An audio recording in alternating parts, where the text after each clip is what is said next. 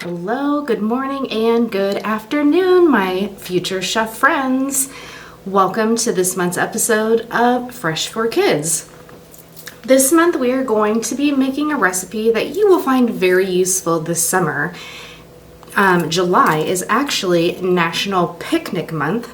There are lots of opportunities for cookouts and picnics and gatherings with family and friends, and one of the most popular items that you will find at a picnic or a cookout or a barbecue is potato salad.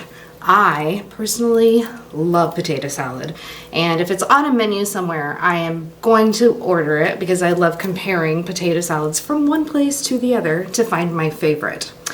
So what we're going to make today, this is a super easy, super fast way for you with your little hands to make potatoes or potato salad in a really easy way that doesn't even involve cooking. Seems crazy, right? Well, I'm going to show you how we're going to do that. First, let me tell you, this is a really interesting version of potato salad. It is Caesar potato salad. So it's going to have the flavor that you would get from a Caesar dressing, but in potato salad. Yum, how delicious is that? Caesar is one of my favorites. So what we need, of course, are potatoes. Now, of course, in the traditional recipe, it does call for 3 pounds of red potatoes that you would dice and boil. However, that takes up a lot of time, and you got to use the stove and cut up all those potatoes, so I'm going to show you a shortcut.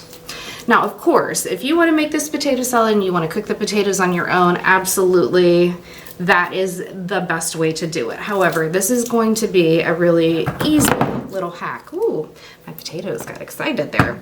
So what we're going to need, we need 3 pounds of potatoes, which if you buy them diced in a can, they're already cooked, they're already soft, they are ready to go.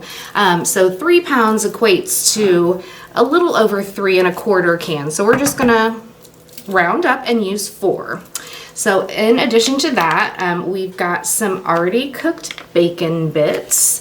Now, of course, if you don't eat bacon, you don't like bacon, we can leave that off altogether. It's absolutely optional. We are going to be using, the recipe called for Parmesan cheese, but I have a combination of Parmesan and Romano. It has a nice little flavor combination. You're going to need 1 cup of mayonnaise, and they make them very handy in these 1 cup size, so you don't even have to use a measuring cup. It's already exactly 1 cup. We're going to need 1/3 cup of sour cream, green onions, a lemon, and Worcestershire sauce. That one's tricky to say. We're gonna need some garlic. And again, you can buy it already minced up in the squeezy can. Makes life super easy. A little bit of black pepper. And it does call for diced anchovies, but something that I find even easier and more useful than having to chop up little tiny fish is buying anchovy paste. Then you don't have to do any of that work. You just squeeze it out in the amount that you need. Woo, does it make life so much easier, especially when you are making a Caesar dressing. It's very smooth. Of course, in addition to our ingredients, we are going to need our bowl and something to mix it with.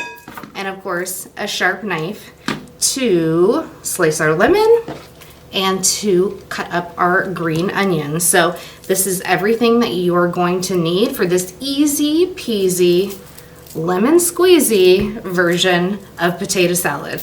So you go ahead and gather your things, and I'll be right back and we'll get started. And we're back. All right, I've measured out everything that we need in the exact amounts that we are going to be using, which of course is called what?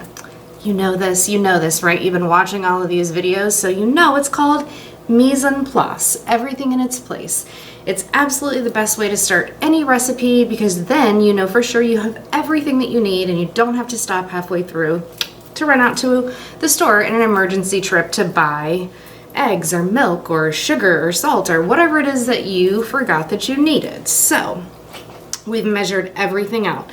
I've got my potatoes. Here you can see how nicely they are. Now, of course, if you decide to go the long route and boil and dice your own potatoes, you just want to make sure that they are all relatively the same size. It just makes it a lot easier, especially for the cooking part of it. They will all cook very evenly, so you won't have some that are not quite done and some that are very mushy. This makes it a lot easier, of course, but just depends on how much time you have. So we've got our potatoes. Again, this is equivalent to about 3 pounds of potatoes. So I've got another bowl, and we are going to mix up everything else basically besides the potatoes before we combine. We don't want to mash up our potatoes too much. That's why it's good to make this all at once and then combine it and fold it into our potatoes very gently. All right, so first we are going to need that 1 cup of mayonnaise. And again, this is super easy. 8 ounces right here in this one little container, so we don't have to measure it.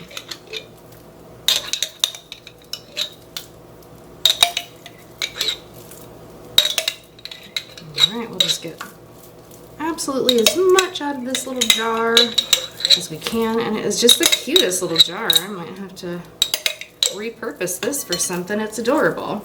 All right, so add to that 1/3 cup of sour cream. I prefer Daisy. It is the best in my opinion, but you know, you could use whatever. I'm definitely not using low fat today, but that is an option that you have should you not want to have all of the calories or cholesterol that might be in there. All right, and we've got 1/4 cup of Parmesan. This is actually a combination of Parmesan and Romano. It just has a slightly different flavor profile. And we are going to squeeze out, we need 2 tablespoons of fresh lemon juice. So I've rolled my lemon really good on the counter to soften it up. And we're just gonna squeeze. Just be careful with the lemon. If you do squeeze it on fabric that is a color like my cool black t-shirt here, it very likely will stain it, so you just want to be real careful about that. So we've got 1.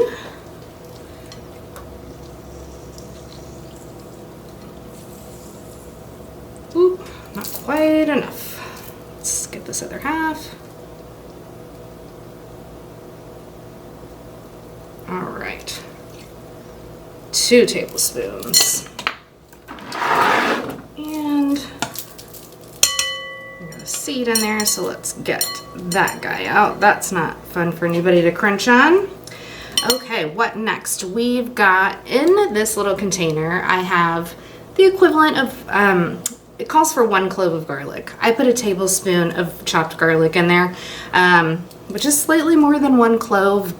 However, I really love garlic, so this is definitely one of those recipes where if there's a flavor of an ingredient that you really, really love, like the cheese or the garlic or the pepper, absolutely put in as much as your little heart desires.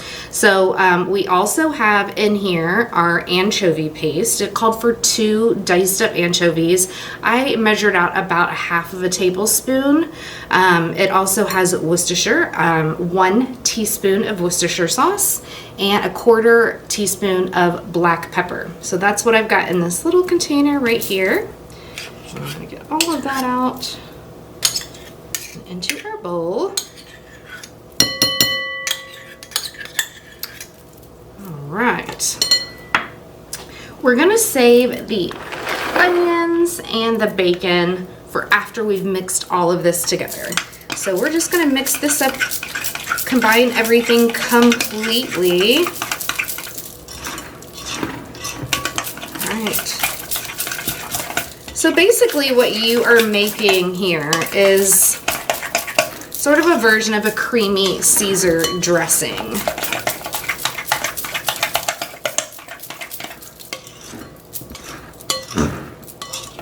Okay, that looks lovely and very evenly combined, if you can see that.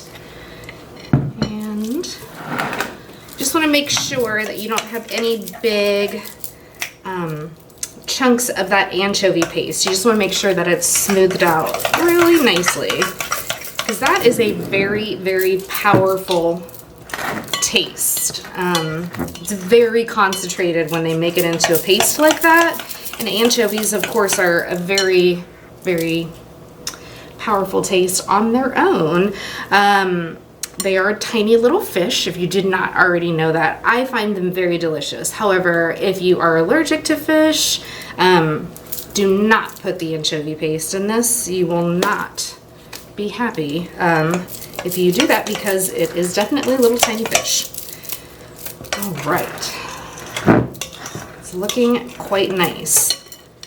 So we're gonna pour that over our taters. Let's just get our little rubber scraper here to do the rest of it.